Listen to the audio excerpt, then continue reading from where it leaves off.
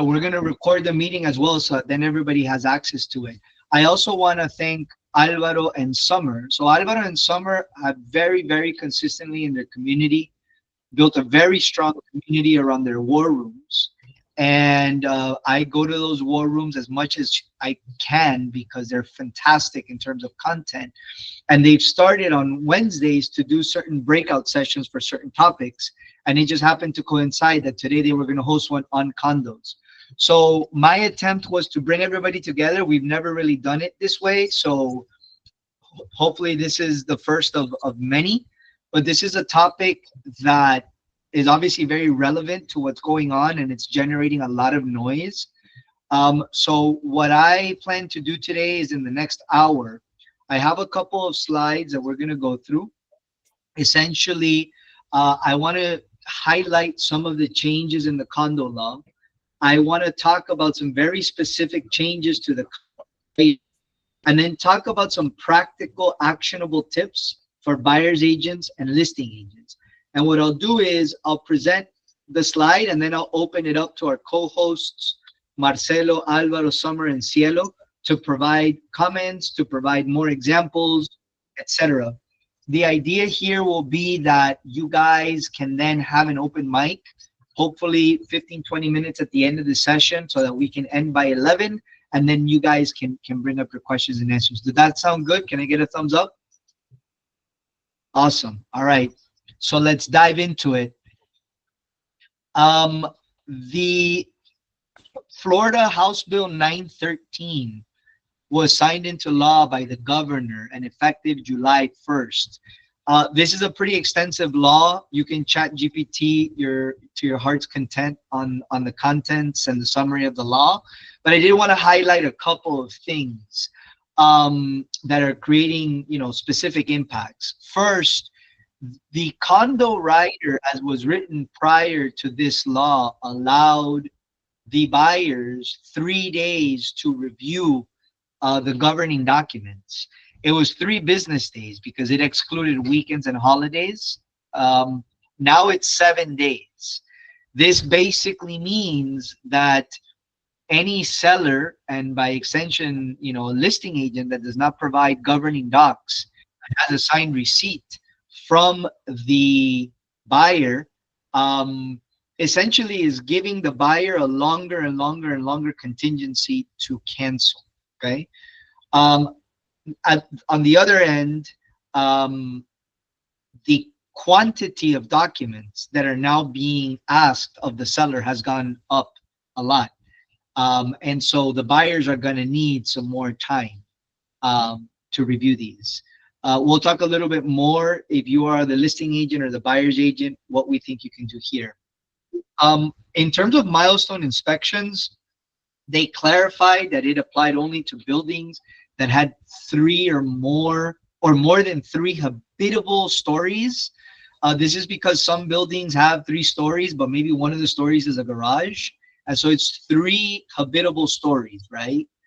Greater than or equal to 3 habitable stories. The structural integrity reserve study was also triggered for buildings with 3 or more habitable stories. You guys saw in the Avanti report that Andres presented a graphic of the compliance percentage across the counties in Florida, how many condos in each county were compliant with the previous condo law that had been passed, and less than 50% of the Florida counties were compliant. To December 31st as a little bit of a lifeline to the associations and to the owners of the associations that were working through those issues. It talks a little bit in more detail about what the Sears estimates for baseline funding and between mandatory and optional items must be. And then boards may choose to pause the reserve funding for up to 2 years post-inspection to be able to fund the work that was required from the Sears study. The reserve item threshold was raised, items that they needed to reserve from 10,000 to 25,000. And it clarifies that associations may use, in addition to special assessments, loans, lines of credit with owner votes. So these are some of the main highlights of this condo law. Summer, I know you've been very involved on the association side, Cielo as well. Any comments on any of these or any other of the changes in the law that you want to highlight? Nope, this is pretty much covers it. Okay. Um, I wanted to talk a little bit about the changes in the condo rider. Okay. You guys probably don't read the condo rider as a hobby. If you are an insomniac, you may read it every night to go to bed. Unfortunately, I have to read the condo rider many times a day. And what I wanted to do was give you guys a historical perspective of the changes in the condo rider. And the reason I wanted to do this is because my experience when you are out on the street talking to real estate agents, talking to the other side, everybody has kind of a different perception or opinion. Not everybody is on the same page. So sometimes the other agent is going to be aggressive and push back on you because maybe their mental framework is coming from a prior date. Maybe they're not as up to speed as you are on the changes. So I wanted to do a very quick historical rundown so you guys know where this is coming from. And so instead of you guys getting yourselves into an argument about who's right, you guys can very just calmly acknowledge that maybe what the other agent is talking about was true, and that now it has evolved. And I think that that approach will show empathy and professionalism and will reduce sometimes the tension that is involved in the negotiation unnecessarily, right? So the condo rider just changed on July 1st based on the law. The condo rider had previously made a very abrupt change in December 4, so about they published it the last week of December. It was a very fast change. I didn't find out about it until I was back from vacation in January. So a lot of people didn't really realize that it changed. So what I'm going to do is I'm going to tell you what the condo rider was about a year ago, where it was in December, and where it is today. Specifically around four sections: the condominium documents, the governance form, the milestone inspection report, the structural integrity reserve study, and the turnover report, and then additional documents.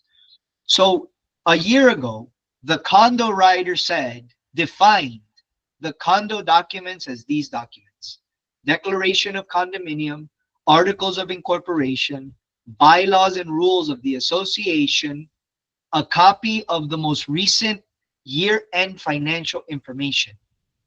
That's how it's stated in the condo rider a year ago, and frequently asked questions and answers. Okay.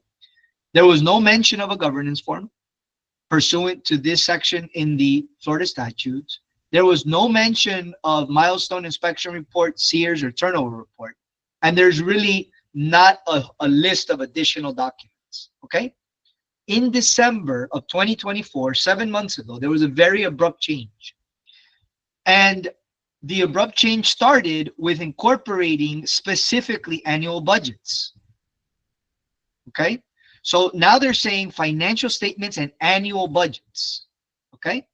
They also include the governance form in paragraph 6. And for the first time, they include in paragraph 10 the reports. Okay. So what happens after that in the change in July? This is the July changes. You will see that the condominium docs are still the same documents, and the governance form is still the same, and the milestone inspection report that is requested, the Sears turnover, is the same, but they add these additional documents.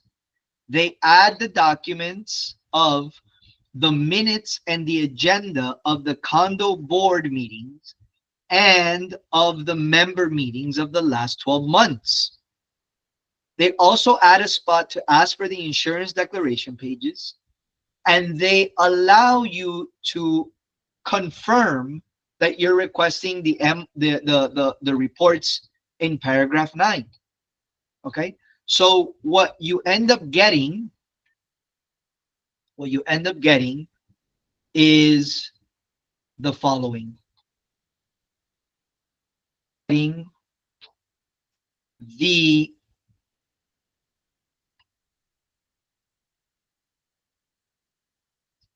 the new condo writer. Okay.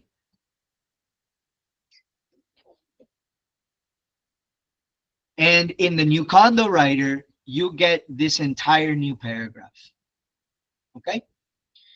Now, I think that there was several motivations, and I'm gonna invite Summer and Cielo and Alvaro to jump in here, and Marcelo for a second. I think there was a couple of different motivations for this, other than the changes in the law. On a practical level, when buyer agents were requesting information about possible special assessments, um, that listing agents and sellers were not disclosing because they didn't know about them, the condominium was not really providing the information needed for the buyers to make a decision. So I think that the motivation was to help the seller prepare themselves to make a sale, but also to really provide transparency to the buyer. What it really ended up doing, in addition to providing transparency to the buyer, is that it places an additional burden on the buyer in their due diligence.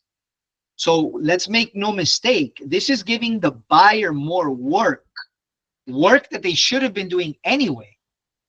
But by requesting these documents, yes, the buyer has an additional contingency if they don't receive them. But if they do receive them, the buyer has in front of them all the information that they can be aware of in terms of these assessments or possible assessments or discussions of assessments. Okay. At the end of the topic, we're going to talk about sometimes when these meetings reveals that there have been violations on the building, and those violations need to be cured with special assessments. And at the time of closing, those violations have not been fully complied with. So we're going to talk about that. So the motivation for this is protection and transparency. But as you guys know, it's also putting an additional burden on the sellers to obtain this information. So now that you have seen this evolution and the changes, let's talk a little bit about some of the changes in the special assessment language. Okay. Um, the basic language for the special, and it changes how we're going to have to negotiate these special assessments. So I want you to be prepared because there's going to be, this word is a little bit aggressive. So, forget the word, but you're going to have to be prepared to negotiate. Okay. Whatever side you're on. So you better know where you're starting from and where you stand. Okay. Um, the buyers need to understand that the due diligence on the condo is their responsibility. Okay. It is not the responsibility of the buyer's agents to do due diligence on the condo. The buyer's agent has to support, facilitate, inform, access due diligence, but the decision making is the buyer's.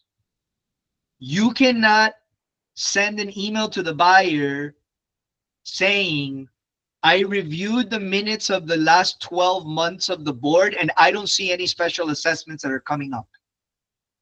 That would mean you're making a determination for the buyer. What you can say is attached are the minutes of the board meetings that I have been provided that we requested. Please review them and let me know what you decide or if you want to discuss further. Okay. So we want to be really careful here about not removing the responsibility of due diligence from the buyer, because it is very likely that when you purchase a property in a condo, at some point in the future, there is work to be done that may require the buyers to put in more money. Okay. Um, Cielo, do you have any comments on this particular subject that you want to share? Yes. Good morning, everybody. Yeah, as you said, it's the buyer's responsibility to review all these documents. But in the listing side, I will advise you to advise your client, the owner of the property, that request the documents from the association before he gets an offer. Why? Because as the new condo writer says, the buyer now has 7 business days to review the documents. And let's say if the milestone inspection report is not ready and is given to the buyer after those 7 days that he reviewed the first documents that he received, then when he received the milestone inspection report, he's going to have 7 other days to review the milestone inspection. So it is better to be prepared with all the documents before receiving an offer. So that is very important for you. Ricky, I wanted to jump in really quick on this point, something that Cielo was mentioning. I see the same mistake on buyer's agents and listing agents when with turnover inspections, SIRS and whatnot, that they start gathering all the info that we have now, the 3 stories, does it apply, does it not apply, and the agent making the choice for the client, saying like, okay, 3 stories, it doesn't. Don't do that. That is probably the worst mistake that we can do in any condo related sale. Make sure that you get disclosure from seller to buyer. That always has to be the case.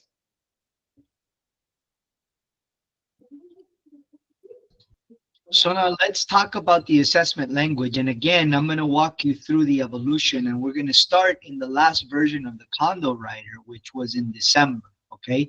This language was not changed in the December condo writer. The December condo writer special assessment language has been in place pretty much for several years. So I am going to present this as the operating framework that most agents are going to make decisions on if they have not been trained in the latest changes. So this is, I want to give you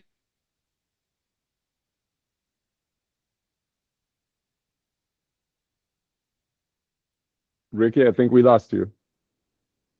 a, can you guys hear me? Yeah, we can hear you now. Sorry. My high speed, warp speed internet here in the Doral office is sometimes warped. All right, so the first paragraph basically says that the seller represents that they are not aware of any special assessment or other assessment levied or that has been an item on the agenda reported in the minutes in the last 12 months, except the ones that are going to be disclosed. This language is really, really important, and it fundamentally changed in the new writer, because in the old language, it said that the seller needed to disclose anything that had been an item on the agenda.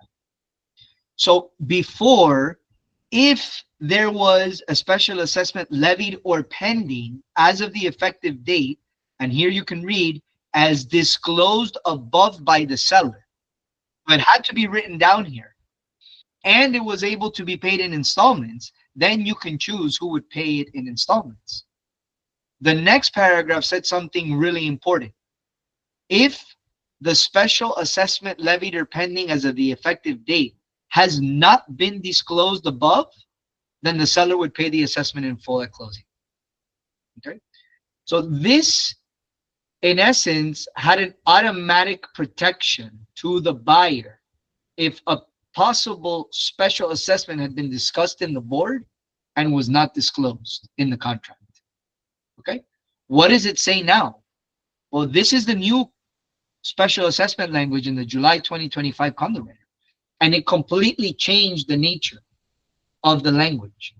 The first one says that any assessments have been levied as of the effective date, and then you could choose who would pay it in full at closing. Then it says if there is an assessment after the effective date and prior to the closing date that has to be paid in full at closing, who would pay for it? Buyer or seller? And the third paragraph says no matter what we just decided on paragraphs 1 and 2, if there is any special assessment that may be paid in installments, and if the condominium will allow the buyer to assume those installments that are scheduled to be paid after closing, then the seller shall pay the installments up to closing. And now you guys have to negotiate who will pay those installments after closing. So this completely changed the nature of the installments and what was already there. Okay. Moreover, the next paragraph says it very clearly what is deemed to be levied as a special or additional assessment. Okay. It does not talk at all about pending special assessments, because even down here it says if the seller is aware that special or additional assessments have been levied or discussed at the board meeting, reveal them here. But it doesn't say how we're going to pay for those. So this is a very, very important change, because if the answer to possible future assessments is in the minutes and the agenda of the board and the member meetings, if the buyer does not do their due diligence on those documents, it may happen that the buyer will go and close and an assessment gets implemented shortly thereafter their purchase. And as an owner of the property, they will be responsible for those assessments in the future. I'm going to stop there because I gave you a lot. I'd love to open up the mic, Summer and Marcelo. So yeah, I think that Pablo is raising the hand. Let's see. Pablo, Pablo Martinez. Right? Yeah. Can you unmute yourself, Pablo? Yeah, okay. Was having some issues. Good morning, everyone. It's a pretty quick question. The documents by the seller has to be delivered to the other party, let's say the buyer, by the seller, or can be by the listing agent? It can be by the listing agent. Yeah, So the seller's not delivery going of to. the documents and reception of the documents can be deemed received or delivered by the listing agent or the buyer's agent. Okay, thank you. I kind of wanted to jump in on some of these points with the special assessment language. I think more so on the interpretation of when, so it describes and outlines when it's considered levied. But what a lot of realtors don't keep in mind is they ask for the condo docs at the beginning of the relationship with the listing. And then once they receive an offer, they forget to go back and request updates on those. So there might not have been, you might have provided all the information 12 months prior when you originally requested, but if a month passes, 2 months passes, any time passes, there could have been a meeting that took place or an assessment that was discussed but not levied, but then became levied. And so you want to make sure that it says here the date that you went under contract. So if you go under contract today in the morning and then later in the afternoon they levy an assessment, it's considered levied at the time that you went under contract because it's the same day. So you want to be very careful with making sure that if anything is going to be levied, the association would already have knowledge of that if they enforce it. So just make sure that you double check in from the date that you're executed under contract or one of the days before. Of course, you can't be up to the very second, but you would have that information if you reach back out to the association to confirm nothing will be imposed. So, Sorry, go ahead. yeah, so Ricky, let me ask you, what happened if, for example, and this can happen anytime, an agent get into contract, this is a listing agent, they never ask for this information and the agent never sent that information to the other agent. Any liability from the other broker to us on vice versa? This was a whole conversation we had with Ricky. Yes, about yeah, because it happens. We know. No, I mean, like, it was a back and forth where we're like, well, what are the repercussions if they don't disclose it? And then we ultimately came to the conclusion after we talked with Nelson that Mhm. Your conclusion is that the buyer can back out if they don't receive these documents. But once you close, your right to ask for it is, Okay, it's, no liabilities for us as an agent, right? It's There our shouldn't be liability for the agent. Remember that the contract is at arm's length between Mhm. seller and buyer. We shouldn't even get too involved. And what we try to say is don't get too involved in the receipt and advising of the condo docs. That's not our responsibility as part of the contract. That's the responsibility from the parties in between. That would be my 2 cents. I don't know, Cielo and Ricky, what do you guys think? Mhm. I think that in my experience, anybody can try and go crazy, pelarse el cable, and try to hold you responsible for whatever they feel like. But technically, this is very clear that it is a seller responsibility. And what Avanti is doing for its agents to further emphasize that is that when you sign the listing agreement, Avanti is going to provide a template letter to the seller so that the seller can directly request the documentation. So hopefully there is an entire trail of written documentation in emails, not in text messages or WhatsApp, between the listing agent and their seller, where the listing agent is clearly coaching the seller as to their responsibilities to obtain the documents that the seller is committing to. That once the seller obtains them, they will give them to the listing agent to give to the buyer's agent, but that it is ultimately a seller's responsibility. So there is going to be a series of emails that the listing agent is going to provide the seller that I think will reinforce the fact that the seller must provide these, right? Now it's very possible, if not probable, and I'd love to hear from some of the listing agents on the call, that your seller is going to ask you all sorts of questions about their responsibilities in the condo writer and for disclosures, especially sellers who are absentee. Maybe they live in another country. Maybe, they're not as up to date as what's going on in the condo, and they want you to just take care of it, right? And so here is where we need to balance our desire to be great servant agents, to be above and beyond, to surpass their expectations.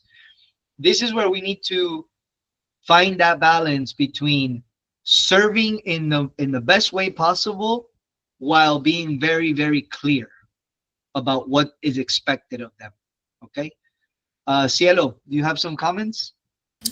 Well, no, just like you said, expectations and clarification. Our job is to be very clear with the agent, giving them the guidance of what they have to do in the transaction process, and advise them and provide all the tools that they can use as the letter that we prepare for our agents, to provide to the seller to request the documents from the condominium. And very important, something very important that you said is that try to use the email in order to keep record of the conversations and the information that you provide to your client. So it is all about expectations and information. Ricky, you had mentioned that you were asking generally in the listing agent realm, how can we help our sellers without crossing the line from advising them as realtors versus advising them as attorneys? And your contracts have that wording very explicitly stated, where if the contract is not understood to the person that's signing it, that they should seek legal advice on that. We're able to let them know, be the resource of the resource, so letting them know, hey, this line states this, but we can't interpret that for them. And same thing with the documents. If they're unaware, they're absentee owners, they don't know what to request or how to go about it. There are certain documents that are only accessible by having a login and a password with the association as a seller. So as agents, we wouldn't necessarily have access to that information. But the condo request form that sellers can send, they've created a form where you can fill out the information to request it. you can fill out that form and send the request so that you can explicitly ask for the documents that would be covered within these, the condo rider. So that form helps tremendously for people to be able to obtain the documents that they don't understand yet. And in all honesty, a lot of sellers have never reviewed any of these documents, even when they purchased in some cases, so they don't know what they're looking at.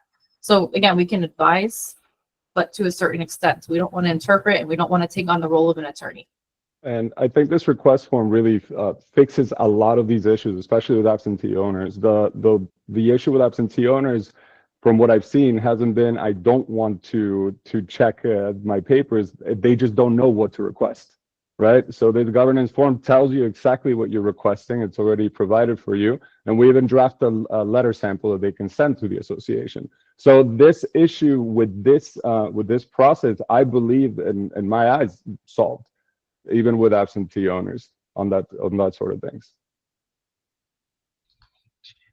I want to add something that is very that I see a lot of time, is that there are things that the client has to do by themselves. You know, there are many things that they have to do by themselves that, because we want to serve them very well, we do for them. And be very careful, especially with the association.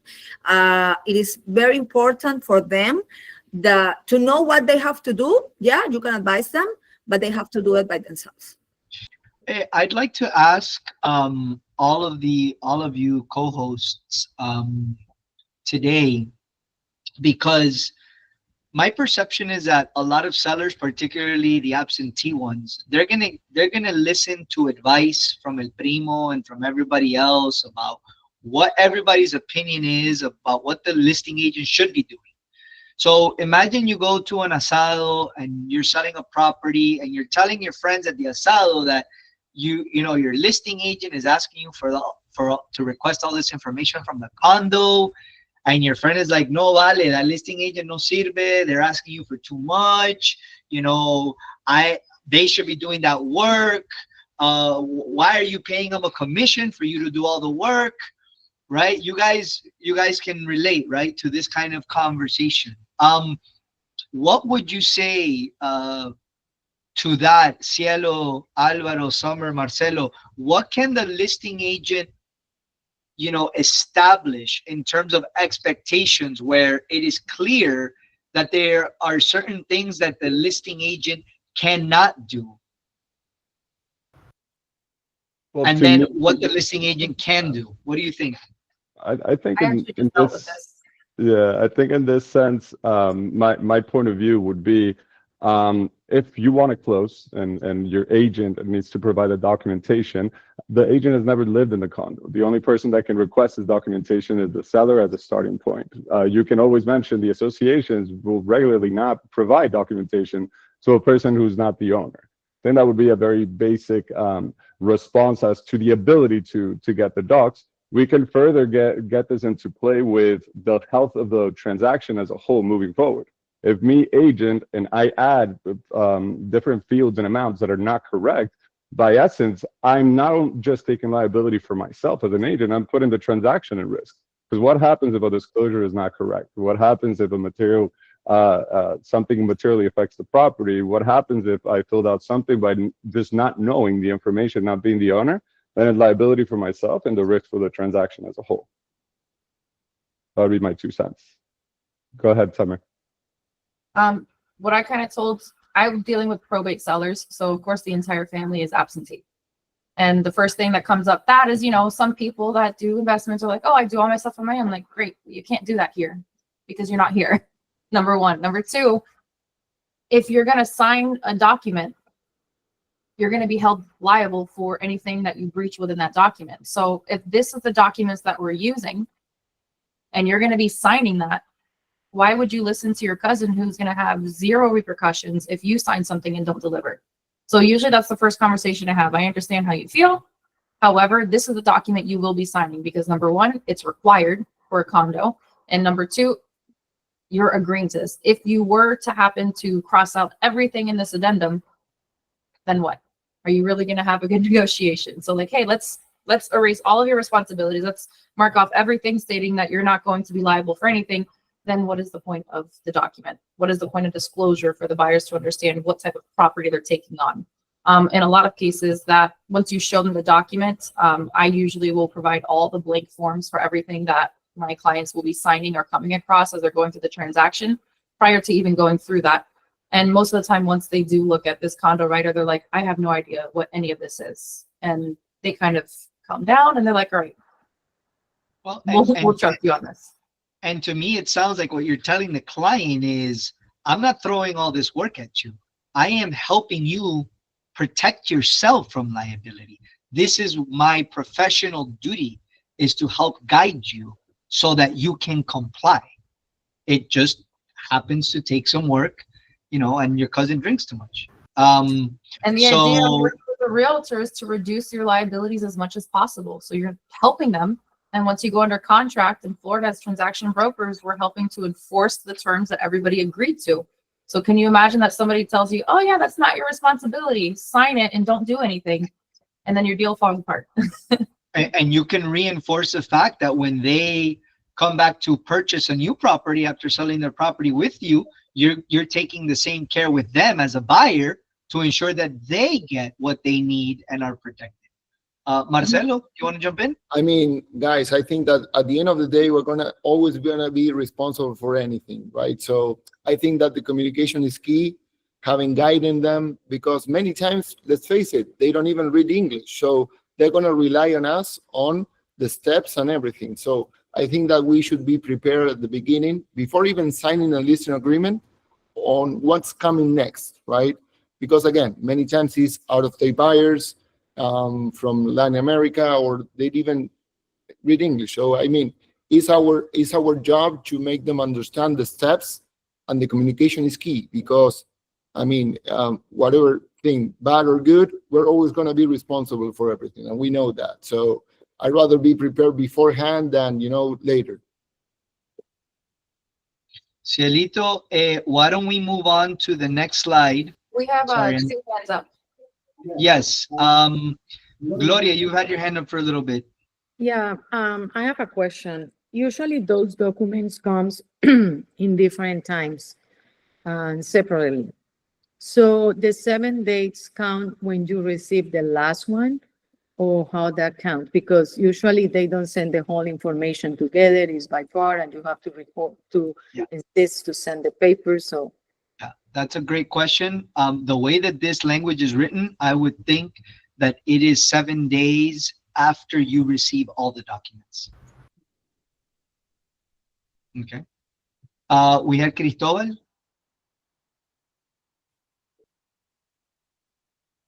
Estás en mute, Cristobal.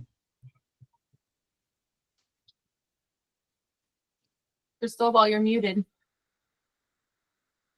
There you go. Good morning. I'm on the buyer side. So the listing agent, I send the condominium rider along with the offer, and the listing agent just sent me like a couple of the documents requested by email without anything else. So I went back to him by email stating that I need the condominium rider filled out and signed by the seller along with all the documents. But what happens if he doesn't send the condominium rider signed by the seller, and he starts sending documents, like one by one, twice a piece? For me, that shouldn't be, that wouldn't be count for me. So I want to know what's the situation in that case. I received some of the documents, or he sends What do the you mean the documents. condo writer was not signed? Yeah, Cristobal, if you don't have the condo writer signed, you don't have an executed offer. Okay. For In the case condo of the, specifically, the writer is required condos- to be executed. correct, you're not under contract. The condo writer was sent as part of the contract. It is attached, and especially for condos, without the condo writer, you can't even close the property. So that's what Summer means, that especially with condos. But if the condo writer accompanied the offer as part of the offer and it's not executed, you don't have an executed offer contract. Correct. Okay, so I learned that the hard way. we received the offer signed, but we didn't receive the condo writer signed, nor the documents, and we already did the escrow and everything. So we're like on the gray zone or something like that. You're in not in a limbo. gray zone. You don't have an In the executed limbo? contract. Huh? Yeah. You're not in a gray zone. You don't have an executed contract. So there is a clear defined line of under contract and not. If you don't have it executed, you're not under contract. Yeah. So just I would alert the other agent and say, look, I consulted with my broker in this case, and without the condo writer, we don't have an executed contract. Let's get that signed, you and I, quickly, so that the days so that the days actually start counting for the contract. So the days won't start counting until he signs the condominium rider. Your Correct. effective date you won't have an effective date until it's executed. Right. So the next question will be, if he signs the condominium rider and fills it up, but he doesn't send the documents, I cannot accept it. So I will be the offer in that stage. In this case, if he signs a condo writer and you have the option that the buyer is requesting the documents, you have an executed contract, and you will have 7 days to review the documents once he sends all of them. And so you would be in this scenario right now. But the main issue right now is that you don't have an executed contract. So get the condo writer signed. Then he has all the time in the offer. Remember that the condo writer doesn't explicitly say when the condo docs have to be sent and received, right? It only tells you that you have 7 days, business days from the date that you receive them. So he, in theory, could send the condo docs at any point of the contract, at least prior, like 7 days prior to the contract. Okay, so yes, I would execute the condo writer, have an executed contract, and then wait for him to sign all the documents and have the 7 days to review. Okay, I don't know, so- Ricky, if you agree. Yeah, so basically, let's say that they send you the condo writer signed today, right? So there you have a fully executed contract. You begin your due diligence period. As a buyer's agent, I know some of you have your hands up, but I'm going to keep going here and then I'll open it back up. As a buyer's agent, okay, you basically have going to go and speak to the condominium association and start your due diligence. Some condo associations will say, I'm not going to talk to you. I'm only going to talk to my seller. And they'll just hand you an application. Other condo associations will answer your questions. So I prefer to ask as much as I can directly to the condo association. We already know it's a seller's responsibility. But if you can get the email of the manager of the management association, you write an email and you ask things like, is there pending litigation? Are there pending special assessments? And, you know, some condominiums will answer and some will not. Now, you do have an executed contract, so you are in the due diligence period. Until the seller provides all the documentation, you have this protection, this contingency, but you are in due diligence. So one of the things that I always recommend to do, and this takes a while, I invite buyer's agents to look through the MLS listings that are active and closed in the previous 12 months in that building, because MLS is like a puzzle, right? Every realtor who puts up a listing in the broker remarks will put something different. So as you read through the listings, you can start piecing together different aspects of what all the listing agents who had a listing in that building are saying, okay? You're going to talk to your buyer. You're going to tell them about the due diligence that is required. You're going to use the condo writer as a kind of template of the things that we're waiting for. But you're going to tell them, listen, while we wait for this, we're going to go directly to the condo and ask them. And you'll go through the list of documents with them. Now, if you're Ricky, yeah. oh, sorry. I was just going to mention the next slide. Go ahead. You Yeah, beat me to it. so if you're a listing agent, the team has already put up the letter that you mentioned requesting the condo docs in AVEX. This form, the first time I ever saw this was with Summer. She was the one who brought it to my attention before it was even published. The association essentially provided a very handy checklist to formally request the documents, right? I only put the screenshot of the first one. This is already in AVEX. So all the listings that from here on out will have the letter and the form requesting the docs. Now, if you are a buyer's agent, because of the magic and the power and the value added of AVEX, you can go and find this list and use this as a guide for yourself. Mm-hmm. What should you be asking for? What should you be expecting? Naturally, what you're asking for, you ask for in the condo writer. If there are additional documents that you want to ask for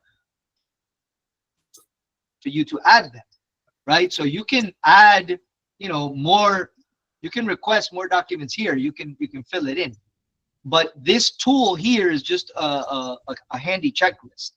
Now, in addition with providing the letter and the form, you as a listing agent, I think, want to have in writing some of the questions that you're going to be asked by the buyer's agent. Are there special assessments? Is there pending litigation?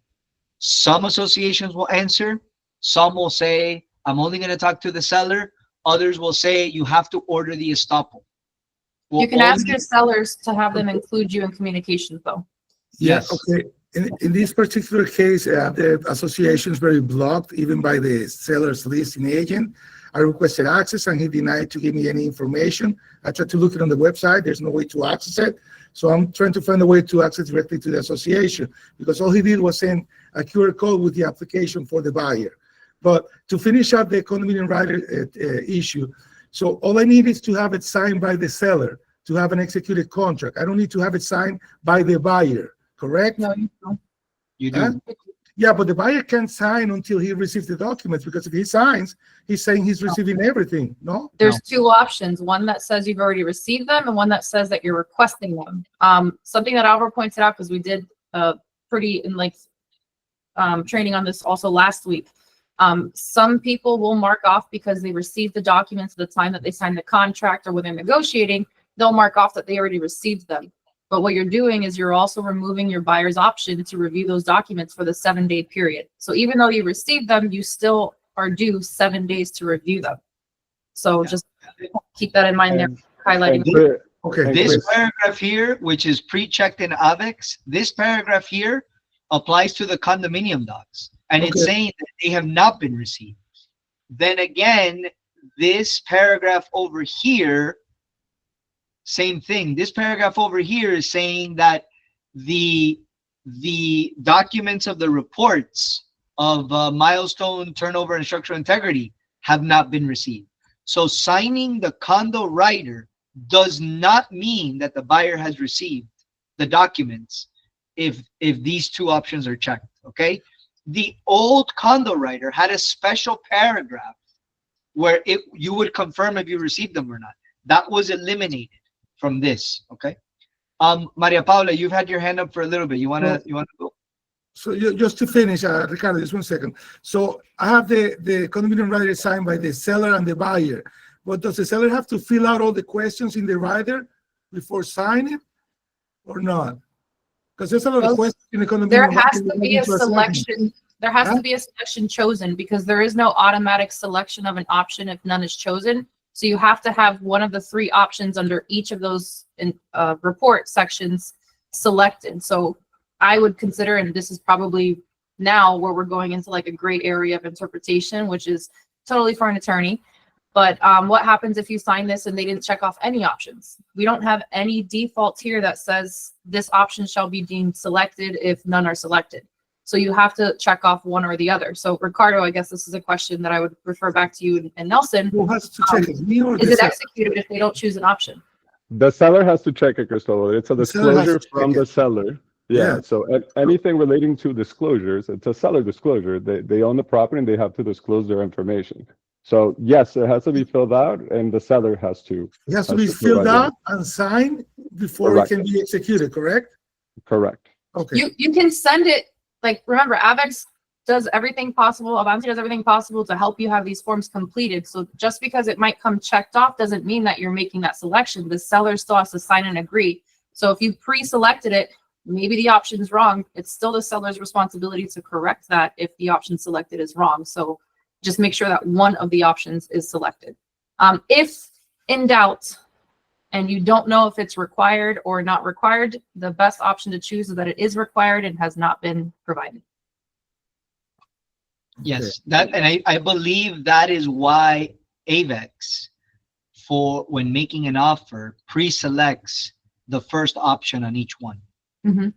Okay, because basically it means that it's voidable if not provided. Right? So if you look, if you got the condo writer from AVEX, it should show these are pre-selected. Okay. Okay. All right. María Paula.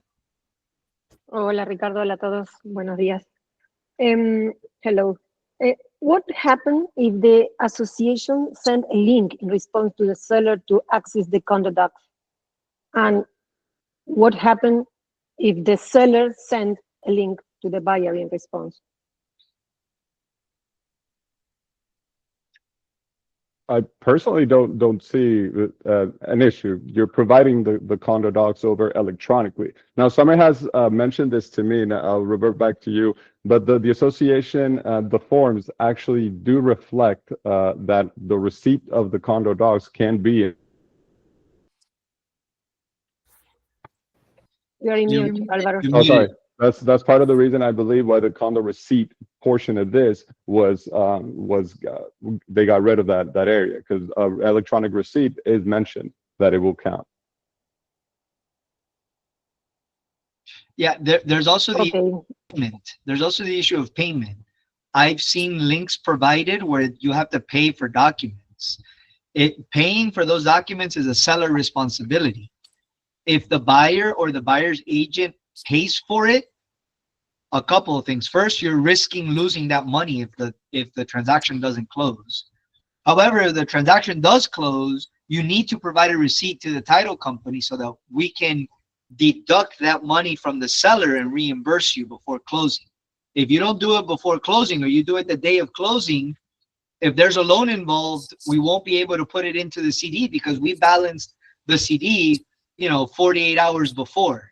So if you pay for something in the transaction because you agreed to do it, even though I don't think it's a good idea, but if you do it, make sure you provide the receipt to the title company asking for a reimbursement, because the contract clearly states that the condo doc responsibility is the seller's responsibility.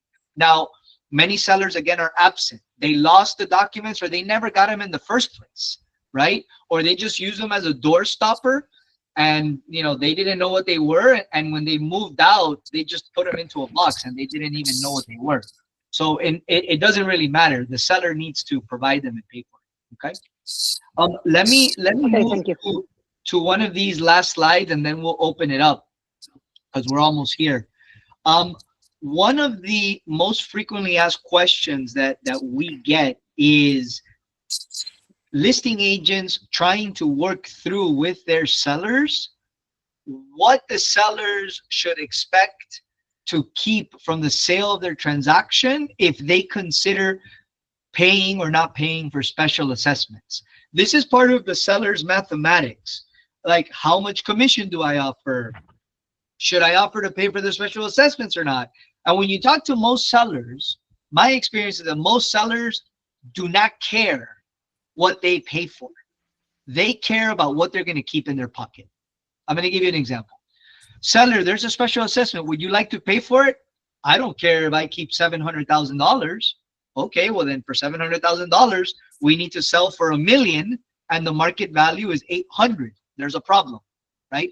So this mathematical gymnastics that the seller is going through, one of the, that especially in Miami-Dade and Broward, the title company Folio can't, usually we don't represent the sellers, right? Because the buyer chooses their title agent. So Nelson Teresito, the attorney, can represent the seller, but that happens after the contract. But one of the really value-added ways that we can support you is doing estimated seller proceed scenarios. This little QR code with a dinosaur that you have here is a link to a form that you can fill out that was on the call. She'll get an email saying, hey, this person is looking for this estimated seller proceed, and she will provide you an estimated seller proceed. And so once you have that estimated seller proceed, you can now go to the seller, and with something in writing, you guys can start doing the mathematical gymnastics. Okay, what if we increase the purchase price by 10,000, but we offer to pay for the assessment and we offer a 2% commission to the buyer's agents? Now you can start moving the numbers around in a different way. When you do your listing agreement, AVEX has a calculator with some scenarios, and this is another way to do it. So with that, the presentation is basically done. So from here on out, we'll open it up the floor to more questions. Pablo? Hola. Hey, hello.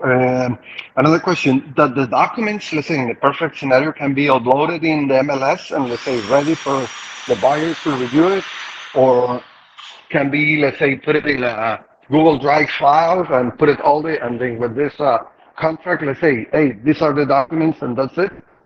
Can be like in advance in the perfect scenario to have all the documents. Summer, you want to take this? You can provide the condo docs at any point during the transaction. The obligation is to make sure that the buyer has the right to cancel if they don't receive them within the 7 days that they received the last updated document. I mean, I think it's important to also remember the docs have to be updated. So sometimes sellers bought and they received a package from the previous one that was from 1990. It doesn't include the changes to the bylaws, amendments, and you just have all this stuff that is not updated. It's not reflecting the current financials, budgets, minutes, anything. There's a mistake that agents do that I see often, that they go through the MLS and they find another property in the same condo and they just download the condo docs from this past listing or current listing. And then you don't notice that listing happens to be the original from 2005. And then you share it with the clients and it's not the updated form. Guess what or happens? that it's from a different building. Or from a different tower, or so this is one of the changes and what I wanted to get to with that comment is that the condo writer form now explicitly says that if the condo is located in has a master association or different associations, you need an independent condo writer form for each one of the associations governing the condo.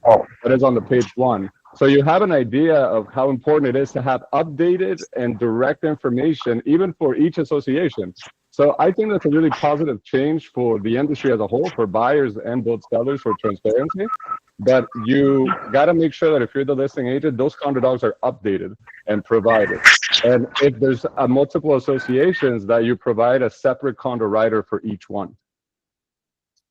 And that's super important because your master association might impose assessments for things to your common areas that are not building specific, while your sub-association, which is your building association, might impose assessments for things that are specific to your building that other buildings don't have a problem with. Anything that's structurally not sound, maybe even like retrofitting your sprinkler system. So each building has the option to, make their own decisions on what they're doing for the building within the reasonable guidelines. But that's why both documents are required, because there could be different structural integrity reports for both your master and your sub-association.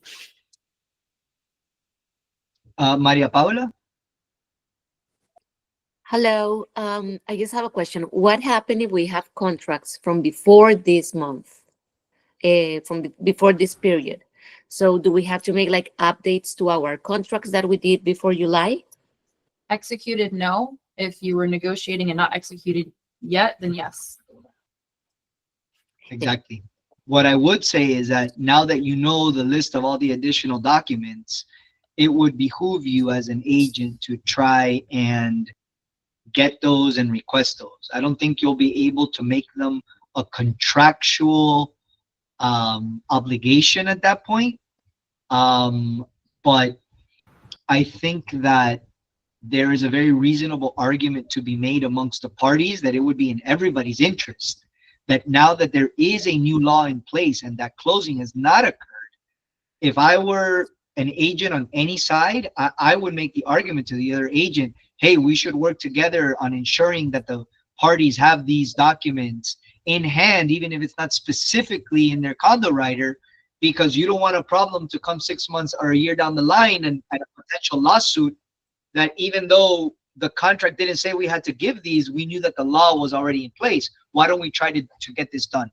So you will be able to do it in some cases and not in others. But that would be my approach. If I'm playing devil's advocate on that, once you're under contract, you're working for the transaction. So remember, you're not representing one party or the other. You're just ensuring that both parties are meeting the obligations that they signed. So you want to make sure that you're also not the one that might derail a transaction by bringing things in that are not signed off to. That's why they're not requiring that your new condo writer is being used if you're already under contract. So I would set to the obligations and agreements that you have in the contract that's executed, and then going forward, implement the new condo writer details. Thank you. We had a really good question in the chat from George Jorge Abreu. I'm not sure if everybody saw it, so I just wanted to read it out and also get some clarification or correction if needed. So he asked if this is only if it's a 3-floor habitable property, correct? Is there anything different now on properties that are 2 floors or less that we need to request? I had mentioned that the 3-store definition doesn't remove obligation for your regular condo docs.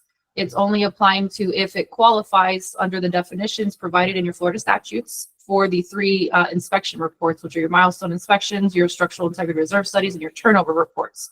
So it doesn't remove the obligation to provide your regular condo docs.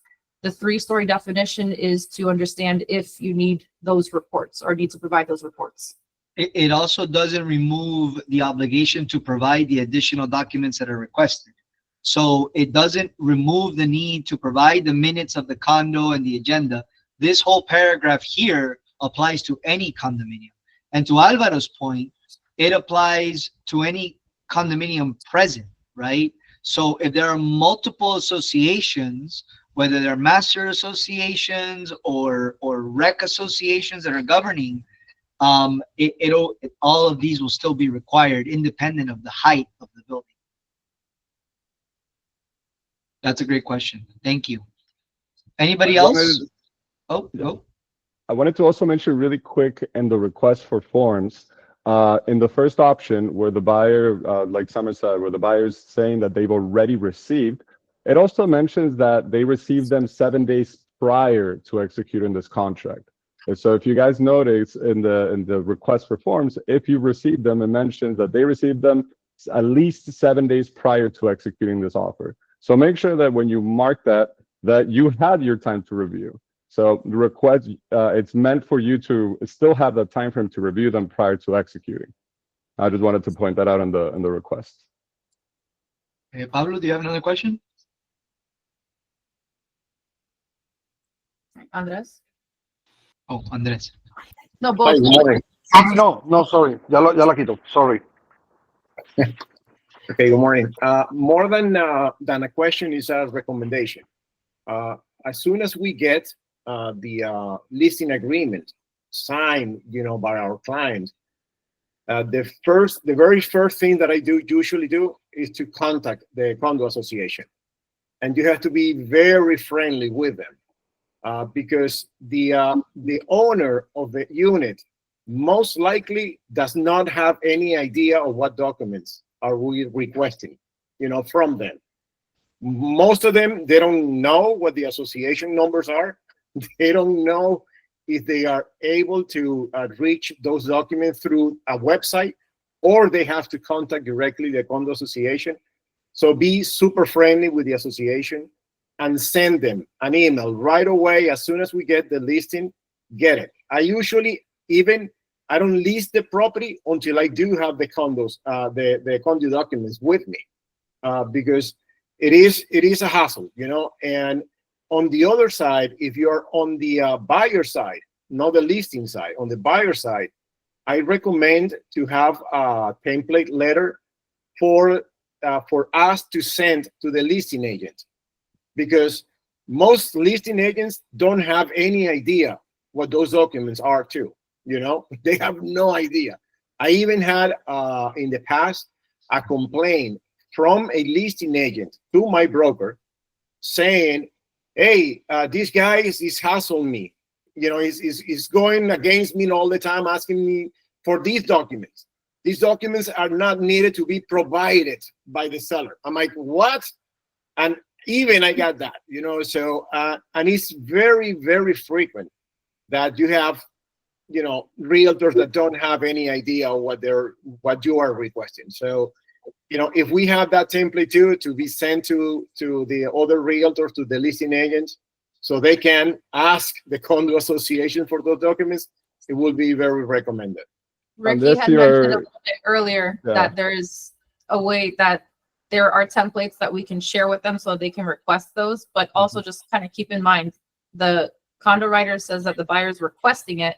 It's the seller's obligation to provide it so that the buyer doesn't have the right to cancel and the buyer has 7 days to review. That doesn't mean that if the seller doesn't send it, that you're going to have some sort of action that you can take. The action that the buyer can take is to cancel the agreement. And what I recommend, remember, being a transaction broker, you're both both working for the health of the transaction in that sense. So what I would do in this case is I would go into ABIX, get a listing form. You get both the letter that the owner of the property has to send the association and the request for the docs. I would share with the other realtors, say, this is what I usually do when I have listings. I provide this to my seller and I give them this request form. So that's my 2 cents to you, Mr. Other Realtor, that I'll share with you so that you can share with them. It's given me positive results in the past. That's what I would do.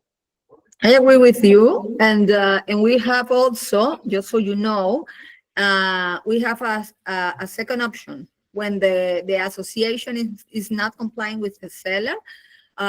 There is a second request of documents that the seller can send to the association with the law requesting the documents. So you can also share that with the other agents. As Alvaro said, we are transaction brokers, so we are working for the transaction. So share the documents if you need it, okay? I always send that document at the initial request so that they understand what their timeline is to respond instead of hitting that with that on the 11th business day. That way they're more likely to, work more quickly with you, and you don't have to get to the point where the seller has to hire an attorney to enforce and impose those fines. Right. But there are criminal penalties for the association not providing the documents within a specific time frame. Mm-hmm. Ricky, one question. Are you guys providing on the timeline that you provide when you start a transaction, this specific information such as saying, okay, receive of condo docs and all this stuff? Is it included under your timeline already? In the AVEX checklist, Yes. Cielito? That is a good question. I'm gonna check, but if not, we're gonna put it. We can add it because, I mean, just to let the agents know that we have 7 days to revise the information. Mhm. That's a great suggestion for AVEX and for Folio's team. So Yep. Folio's team. But let's it is good to use the condominium receipt document, because then you have in writing that the buyer received the documents and on what date, so they have the 7 days to review them. So yeah. Yep. I do think that in the transaction within your timeline you can mark receipt of condo docs. For now, since there's no time frame for the seller to provide it, it would be a little bit tricky. So you would get that prompt for received condo docs and moving forward. But it has it for sellers disclosures as well. Mm-hmm. It does. I think the only thing that we still need AVEX to do is allow us to add the condo writer twice for 2 associations or more. Mm-hmm. Because right now it only allows you to add it once as part of your transaction. So you can't add it a Well, second. you can do it in other. Yeah, but filling out every single section with a text box is a little bit. It's supposed to be more convenient. It's not convenient. So I think we can provide it. Okay. So why don't we start wrapping up? Cielo, you wanna start wrapping up? You wanna give a final comment? Well, I heard something yesterday reviewing the information that is in the Miami Board of Realtors page about the condominiums that I advise you can visit and see the webinars there. There is very important information there. You didn't touch this part of the condominium rider where it says that the association has the first right to refusal. But if that happens, in the compensation agreement, if you are representing the buyer, you can add something saying that if the association makes that into effect, the compensation will be also paid. That was also a back and forth conversation we had with Ricardo on the implications of using the wording. I want to hear Ricardo's input on that, because we like to go back and forth on a lot of things a lot of times. Mm-hmm. Yeah, I don't know if an association executes their right of first refusal, if compensation would be due. I think it's a factual answer. I don't think it's an interpretive answer, but I don't know the answer to that. No, but what I meant is if the association executes the first right to refusal, and that transaction doesn't go through, and then the buyer has the right to buy the same property, then the seller will pay the compensation.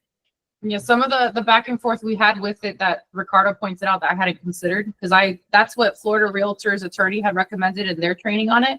But Ricardo pointed out a good point that some attorneys had made, which was, are you as a buyer's agent actually representing the association? Are they picking you? Because you're required to have your buyer brokerage agreement signed to work with a buyer. So are you representing them? And typically you're not. They're not going to have you as the realtor. So he was mentioning that some attorneys found it difficult to enforce in that situation, to just kind of Another pay for Another it. argument you have is if they're exercising the right of first refusal, that means that your buyer will not be approved. So if the contract is contingent upon the buyer's approval and they exercise, then how are you do your commission if it's not a default of any kind? Which was So a it's really good point complicated. I didn't think of either until Ricardo brought it up. Like, how can you prove that they would have gotten approved and closed the transaction to receive the compensation for the Yeah. transaction closed? Yeah, and honestly, like, this might sound dumb, but in the thousands of transactions that we've done in condos, I don't remember the last time that I saw an association, enforce their right of first refusal. So it's not that it doesn't happen, but it's one of those that is improbable. Now market conditions change, right? And if there's going to be now a lot of condo terminations and things of this nature, there may be changes in the market. But Marcelo, you wanna give us a closing thought? Hey, so no, I mean, there's a lot of things going on right now with the condo, so we need to be really informed and aware of everything that's going on. So these things is super important for us to to keep updates. And again, communication is key for every transaction, right? So let's keep that in mind, and hopefully we can start getting more input on this type of things, right? Marcelo, as a branch leader, how do you feel that this first experiment of just uniting us around a common theme worked? This was your idea, really. So No, no, how do you feel? I mean, it's great. I mean, there's a lot of agents that they cannot make it to the offices, so I think we should start opening up a little more to the community, because at the end of the day, each branch leader wanna give some good information to the agents. So I think that we should start doing this more frequently. Great. Alvaro, how are you feeling? Any closing comments? Great. I think I love it. I think sharing the information and perspective from different branches, that's what we've always done. I do like to hear from you guys, to your thoughts, how you guys felt about the training, so this is for you. But in my eyes, I think it's pretty good, and this cast of all-stars is good to join. I'd love to invite everybody, before you log off, in the chat function, tell us how you're feeling, what you thought, and let us know your feedback in the chat while we wrap up. Summer, how are you feeling? How did you think this went? I think it went very well, and I think that we have all had this discussion often enough to be able to see the other points that we don't see as we're reading it. Because when I read it, I see it one way. Alva reads it, he sees it one way. Cielo reads it, Marcelo reads it, you read it. We all see something different, and then it's just a matter of having the discussions to be able to see the points of view, to understand what types of problems you're going to run into, because it seems straightforward in one case, and then someone points out something that says, hey, well, putting the wording in your compensation agreement might not actually cover you if you have to go through the legal route. So I think that one thing that I do see across the board, I do collaborate with a lot of brokers. I talk to a lot of brokers. I see their trainings, their structures, and Avanti Way definitely gives you guys a lot of support and help. Cielo's leading the support team. I'm sure her phone is blowing up a million times a day, all the time. But you guys have a lot of help, and you guys have a lot of support and a lot of resources that other brokers don't provide, and that we're doing those before anybody even knows that they exist. So we're seeing that information as soon as it comes out. We're creating trainings for you, but just keep in mind that this is an ongoing process. So there are answers we can't give because not even the association or Florida Realtors or NAR has found a way to give an answer to things. So it is ongoing and things will change. But if you guys do your due diligence and you're signing into your trainings and you're keeping up with it, you're going to be ahead of the game. There's a lot of realtors that are falling behind, and it's what we call dinosaur realtors. You don't have to be in the business for 30 years to become a dinosaur. It can be your first year just lacking the educational platform and the educational needs. So I think Avanti has a lot of support, and our forms are tremendously helpful. And you guys have a lot of people here that are dedicated to your success and giving you the right information. I don't know if Brad is still with us. I don't see them on the list. I wanted to invite them to talk if you guys are here from Brad's office. A little bit ago. Oscar Esteve, another branch leader from Sunset. Are you still on the call, Oscar?